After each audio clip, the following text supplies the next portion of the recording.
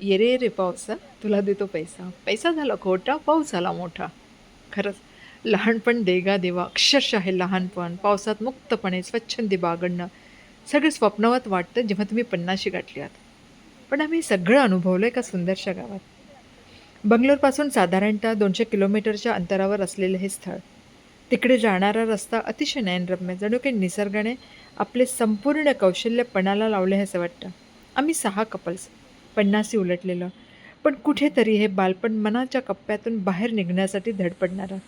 आणि ही ट्रिप जणू काही पर्वणीच ठरली. सकलेशपूर, निसर्गरम्य ठिकाण आणि सोबतीला रिमझिम पाऊस, मग काय देवच पावला. सकलेशपूरला स्वित्झर्लंड ऑफ कर्नाटकासुद्धा म्हणतात. आणि हे इथली ईस्टर्न घाट्स आणि फॉरेस्ट, कॉफी प्लांटेशन्स सगळे युनेस्कोच्या वर्ल्ड हेरिटेज साईटमध्ये समावेश झालेला आहे यांचा. ही देवधरे प्रॉपर्टी जिथे आम्ही थांबलो.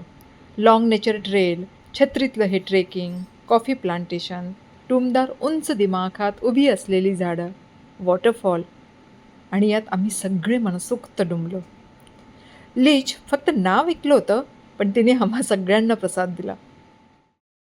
आयुष्यात पहिल्यांदा केलेलं कायाकिंग, पण अनुभव अविस्मरणीय. 2 दिवस कसे भुरकन उडून गेले कळलेच नाही. येताना परतीच्या प्रवासात बेलूर येथील श्री चिन्नाकेशवा स्वामी टेम्पल आणि हलेबीडू टेम्पल यांनी आपल्या वैभवशाली इतिहासाची उजळणी केली. Must visit places. आमची ही पहिली एकत्रित ट्रिप खरंच अविस्मरणीय राहिली.